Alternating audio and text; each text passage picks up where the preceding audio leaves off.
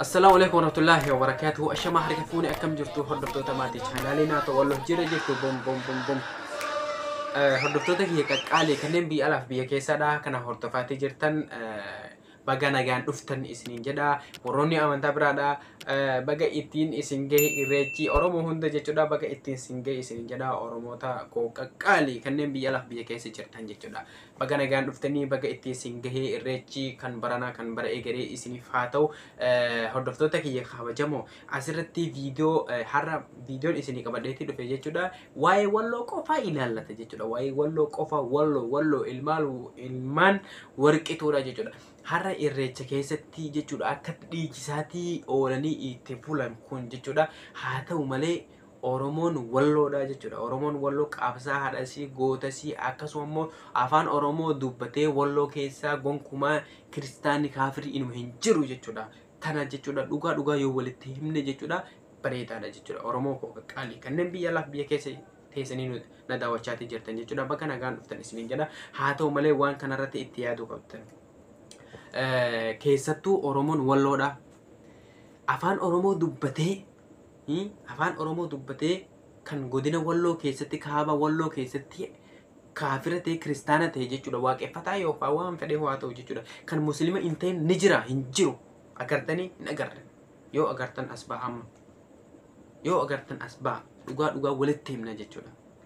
haa ta'u malee sheekolii baay'eetuun jechuudha gara keessaa gara tiktookii kanaan gara sooshaal miidiyaa kanaan jechuudha gara sooshaal miidiyaa tiktookii fi yuutuubii akkasuma gara feesbuukii kanaan jechuudha waan ajenda hedduutu deemaa jira jechuudha wal dhabiinsa hedduudha kan deemaa ture jechuudha waa'ee ayyaana irreechaa kanarratti jechuudha haa ta'u malee ijoolleen walloodhaa achi dhattanii agarsiiftanii jirtan aadaa keessan agarsiiftanii jirtan jechuudha nutilleen immoo nami yeroo irreecha kana dhaqee nagaan galees akkasuma immoo aadaa ofii ibsatu kanas immoo dasnuun jedha garuu immoo jechuudha dirqama waan achi dhaquu hin dandeenyetu nu dhorkutu jira jechuudha amantaa keenya nu dhorka jechuudha kanaafuu an nama toohida keessatti guddadhe achi dhaquudhaaf jechuudha hawwii hin qabu jechuudha akkasuma maaliifini namni waan tokko ni barata badummaa keessattis dhalannus akkasuma biyya baadiyyaattis dhalannus wanni hin baramne hin jiru ni baratama jechuudha hundinuu keessanuu kan ofii hin barin of baraa isiniin jedha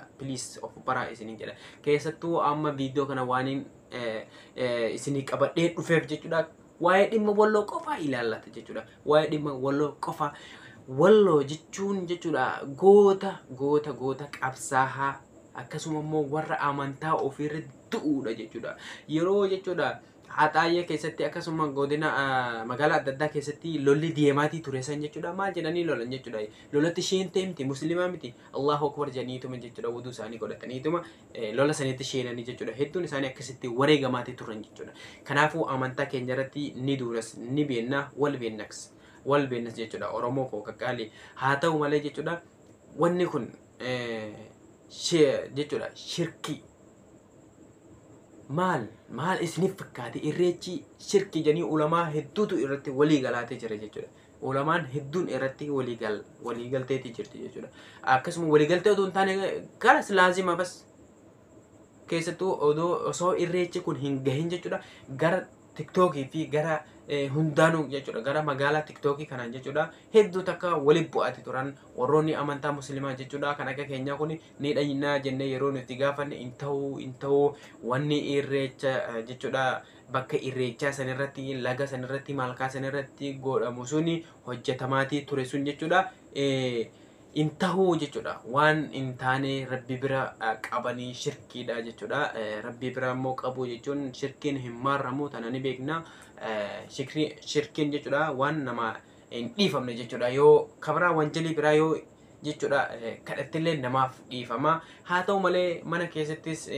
bakka adda addaatti namni shirkii keessa galuu ni danda'a shirkiin kana qofaa osoo hin taane jechuudha kanarratti xiyyeeffatuudhaaf osoo hin taane warroonni amantaa biraadha jechuudha wanni an isiniif waraabeef viidiyoo kana jechuudha yoo dhugaa walitti himnes bareedduudha jechuudha maaliif hin jennaan warri walloodha irra baay'een jechuudha walloo keessa musliima jechuudha warra amantaa afaan amaaraadha dubbatu malee inuu hin jiru jechuudha waaqeffataa fi akkasuma amantaa biraadha qabu hin jiru agartanii yoo agartan kun osbaa hin jiru jechuudha. Kanaafuu nuti immoo yoo walitti himne hoo aadiidha kan bileeyyan waan ofii jaalatte tokko bileessaa jaalatu waan ofii jibbite tokko immoo bileessaafis yoo jibban jechuudha dirqama jechuudha. Kan amantaan keenyas nu ajaja haa ta'u malee jechuudha gara biraatti nu qabatinaa warroonni amantaa biraadha jechuudha. Inni agartanii viidiyoo gara TikTokiitii fi gara social media adda addaatiin maxxanfamaatii jiru jechuudha. Oromoon walloodha kan kamisee irraa jechuudha wal qindeessanii hedduun isaanii achitti argamaniitii jiran. Hedduun isaanii achitti argamaniitii jiran. Haa argamanii jechuudha. Haa ta'u malee bifa addaatiin bifa nama hawwatuun mee viidiyoo kana waliin haa daawwannuuti laalame.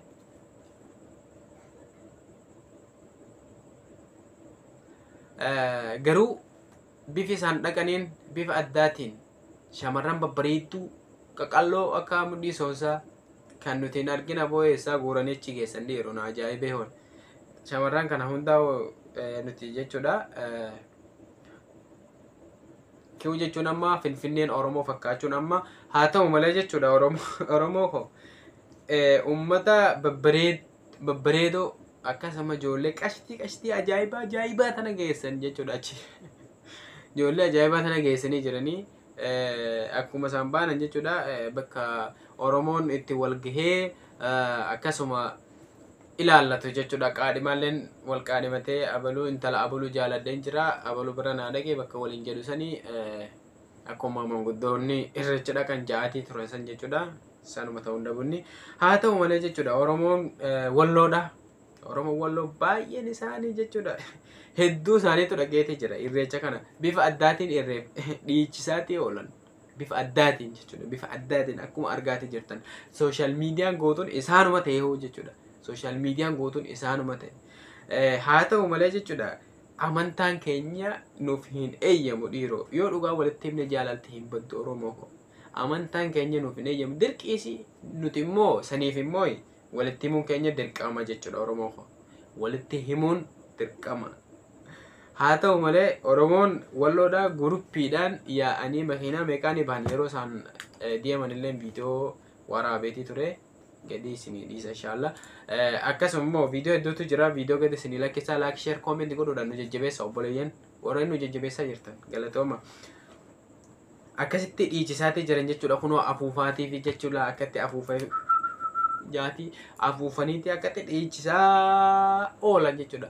Oromoon walloodha amantii muslimaatiin jechuudha beekamoodha. Walitti hin himne ni beektan hundinuu warroonni Oromiyaa warroonni waaqeffataa fi muslimaatis hundinuu warroonni Oromiyaa keessaa ni beektan. Oromoo walloo akka muslima amantaa isaan irratti ni ajjeesanii ni du'an jechuudha. Ni beektanii hundinuu ni beekna ni beekaa isinis ni beektan. Haa ta'u malee jechuudha achitti dhaquu kanaadhaaf nutilleen jechuudha yeroo isaan achi dhaqan kana maaliifini amantaa muslimaa san qabnaa miti xiqqoo takka jechuudha. Xiqqoo maali nutti dhagahama faayi isaanii kunis immoo maasha Allah jennaanii aadaa ofii isaaniis agarsiifatanii jiranii. Haa ta'u malee yoo dhugaa walitti himne obboleeyyan shirkiidha jechuudha. Wanni achitti dalagamu sun jechuudha wanni achitti laga bu'aniitii baga bara baraan nu geesse jedhanii waaqa galateeffata sun jechuudha. No I don't know in ta'u jechuudha. Kanaafuu yoo dhugaa walitti himne jaalalti hin baddu achitti dhaquun hin ta'u jechuudha. Dirqama jechuudha. Maaliif jechuun amantii muslimaa mee ilaallattani fakkeenya isinii ta'uu qaba jechuudha. Namoonni hedduun jechuudha ulamaan Oromoodha isa kamii inni irreecha deeme ulamaan masjidatti kottaa solaataa kottaa soomaa akkasuma ramadaana soomaa kottaa solaataa kottaa diin baradhaa quraan baradhaa hadiisa baradhaa kan isiniin jedhe deemeeti jira hin deeme. Anilleen jechuudha hin dhageenye reefuma as dhagaatii jira jechuudha. Duraan irreecha kana hawwuutiin ture urgaa akkana jedhamee dhagahe jechuudha itti hojjedhee akkasuma immoo warrootan hin beeknellee yaa itti hime jechuudha. Maaliif jechuudha irreechi baranaa kunillee darbulleen jechuudha ka bara dhufuutiif viidiyoon ni ta'a irraa baratama akkasuma immoo isinillee jechuudha waan ofii keessanii jechuudha jibbitan tokko akkasuma immoo jibbaa sabaa osoo hin taane jechuudha. Amantaan keenya nu dhowwan jechuudha. Nu dhowwaami nuuf hin eeyyamu miti. Kanaaf jechuudha. Obboleeyyan warroonni amantaa biraadhaa gara biraatti nu jalaa hin qabatina. Sin jaalannaa tokkummaan keenya malee tokkummaa jennee hundinuu waliin falmatuuti turre, waliin dhumaatii turre. Haa ta'u malee jechuudha. Amantaan keenya waan nu dhorkuudhaaf jechuudha. Irreecha kanarratti jechuudha. Keessattuu warri walloodhaa warroonni amantaa warroonni godinaalee garaagaraa Oromiyaa keessa jirtan jechuudha. Sin keessa ni jira, waaqeffataan ni jira. Laakiin immoo godina Walloo keessa waaqeffataan hin jiruumi. Uummanni Walloo keessa akkatti dhiichisaatii oolee kun jechuudha Muslima jechuudha. Muslima sanitti immoo himuun dirqama. Walloo keessa dhalannee waan Walloodhaa san jechuudha itti himuun dirqama. Akkasuma immoo wal yaachisuun illee jechuudha. Xiqqoo takka itti yaaduunis dirqama jechuudha. Waan kanarratti jechuudha isiniif waraabee viidiyoodha. Qeerroon Walloodhaa akkuma argaatii jirtan kana jechuudha bifa addaatiin kan isaan dhiichisaatii jiranii irreechi jechuudha. Bifa addaatiin kan akkuma viidiyoo duraan darbe keessatti isinii waraabee bifa addaatiin uummanni kan ofirraa faca'uutti jiru magaalaa keessa jechuudha. Akka fedhetti ofirraa deemuutti jiru. Egaa hordoftoota kiyya kabajamoo an viidiyoo har'aa isinii qabadheetti dhufe kana dhimma Walloo irratti. Walloon amantaa Muslimaa qabdi. Akkasuma immoo diinii jabeessitii ulamaa meeqatu Walloo keessa jira.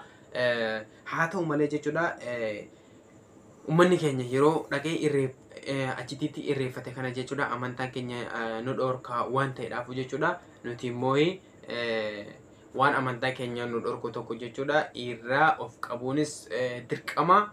Kanaaf viidiyoo isiniif waraabee yoon dogongoree na hoffolchaa isinin jedha. Dhugaa jirtu walitti himna. Shirkiidha. Irreechi shirkiidha. Nuti illee silaa kaayyoo qabna turree dhaquudhaa fi